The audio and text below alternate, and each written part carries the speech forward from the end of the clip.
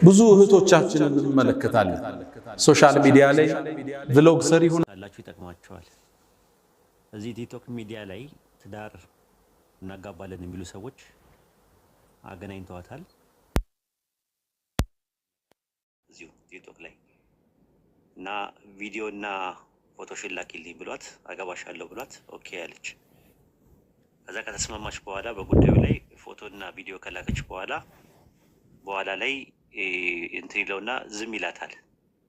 ከዛ ምንድነው ማለትም አሳውቀኝ ትዳር ብለህ የመጣው አንተ ነህ፣ ስለዚህ መጨረሻውን አሳውቀኝ ምንድነው ምናምን ስትለው ብር አምጪ አላት።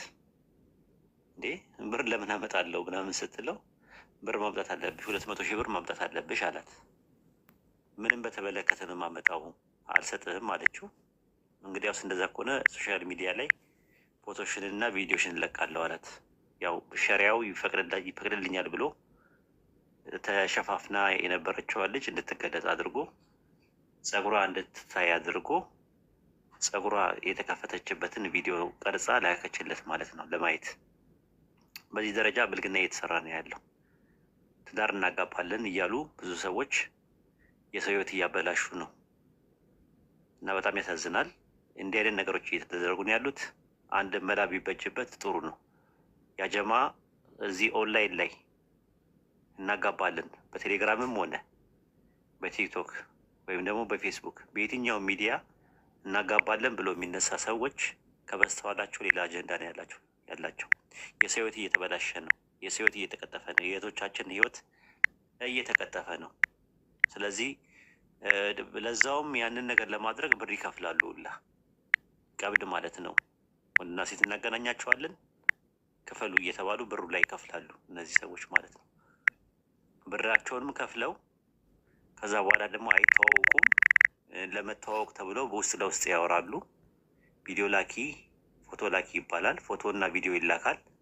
ከዛ በኋላ መጨረሻ ላይ ያ ፎቶና ቪዲዮን ካየ በኋላ ያ ሰው እለቅብሻለሁ እያለ እያስፈራራ ገንዘብ መቀበል ጀምረዋል ማለት ነው። እንግዲህ አሁን የስንቱ ይፍጨው ወዲ ይፍጨው ስንቱ ያለበት ነገር ማለት ነው። እና ጥንቃቄ አድርጉ ለማለት ፈልጌ ነው። ትንሽ ደስተኛ አይደለሁም በእንደዚህ አይነት ነገር ላይ ማለት ነው። ይህን ስሰማ ትንሽ እንትን ብሎኛል፣ ረብሾኛል። ምን ያህል ከባድ እንደሆነ ማለት ነው። ማለት እንግዲህ እቺ ልጅ የተናገረች ነው እኛ የምናውቃት አካባቢ ነው ያለችው። አሁን ደግሞ ሌላ ቦታ ደግሞ ያሉ ሰዎች ደግሞ ምን ሊሉች እንደሚችሉ አስቡት። አረብ ሀገር ያሉ እህቶቻችን አስቡት። አውሮፓ ላይ ያሉትን፣ አሜሪካን ሀገር ያሉትን ትዳር ይፈልጋሉ። ሪል ነው፣ እውነት ነው። ግን ትዳር ከፈለጋችሁ በቤተሰብ ጨርሱ። ቤተሰብ አካባቢ ላይ ሄዱና ጨርሱ። በምታውቁት ሰው ጨርሱ። ቢያንስ በውስጣቶቻችሁ አካባቢ ላይ እንኳን በጨርሱ ቢያንስ የሚታመን ሰው ይኖራል። ኦኬ። የሆነ ነገር ከፈለገ ትዳር የሚፈልግ ከሆነ መጀመሪያ ቤተሰባችሁን ይጠይቅ። ሄዱ አባታችሁን ሄዱ ይጠይቅ፣ ወንድማችሁን ሄዱ ይጠይቅ። ሶሻል ሚዲያ ላይ ምንም ነገር ሲመጣ አትቀበሉ።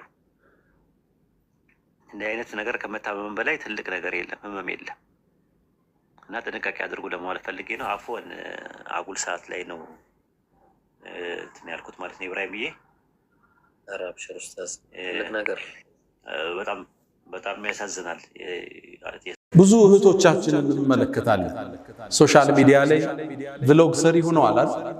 ከንግድ ጋር ማይገናኝ ጀስት ራስን ለመሸጥ ቁንጅናን ለመግለጽ ትዳርን ለመፈለግ ቲክቶክ ላይ ልታያቸው ትችላላችሁ። ይሄ ቦታው አይደለም። ትልቁ ወሲያዬ ብዙ ወንዶች እዛ አደባባይ ላይ የሚያገኙትን ሴት ለትዳር አይፈልጓት። አንዱ ገርል ፍሬንድ ያዘኝ ትላለች፣ አንዷ የተወበተች ልጅ ታሪኳን ስትጽፍ ከዛም በፍቅር ቆየንና ሊያገባ ፈለገ። እንደሚያገባኝ አውቃለሁ፣ ሰርጋችን መቼ ነው ስለው እኔ እኮ ለትዳር ያንቺ አይነት ሰው አልፈልግም ለጊዜያዊ ቆይታ ነው እንጂ አለ። እኔ ለትዳር የምፈልገው እኮ ወንድም አታውቅ። ሶሻል ሚዲያዋ ብዙ ረብሻ ውስጥ የሌለች ቁጥብ የሆነች የልጆችን እናት ነው የምፈልጋት። አንቺ እኮ ከወላጆችሽ ከሰረኩሽ እኔ ከኔ ማትሰረቅበት ምን ምክንያት አለ? ሴቶች ራሳችሁን ጠብቁ። ቦይፍሬንድ የሚፈልጋችሁ ካለ ለሽግግር ነው፣ ለትዳር እንዳታስቡ።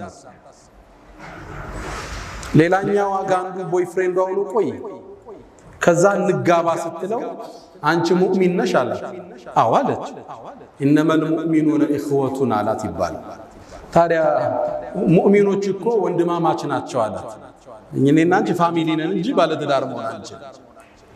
ራስን መጠበቅ መልካም ዕጣን አያስመልጥም፣ ሽልማትን አይቀማም። ወዳጆች የነቢዩላህ ሹዓይብ ልጅ ወደ ሙሳ ስትመጣ አመጣጧን አላህ ገልጾታል። ወጃአት ኢሕዳሁማ ተምሺ ዐለ እስትሕያ፣ ራሷን ጠብቃ መጣች። ሙሳን የመሰለ አላህን ያናገረን ነቢይ ማግባት ቻለች። ሐያዋ ከትዳር አላገዳት። ቁጥብነቷ ታላቁን የአላህን ነቢይ በማግኘት ልትሸለም ተደረገች። ትልቁ መልእክት መርየምን ያነሳንበት ራሳችን እንጠብቅ። ወጣቶች በተለይ ሴቶች ምንሰማው ታሪክ ብዙ ነው። የብዙ ሰዎች ሕይወት እየተበላሸ ፊውቸራቸው እየጨለመ መጫወቻ እየሆኑ ነው የወጣቱ።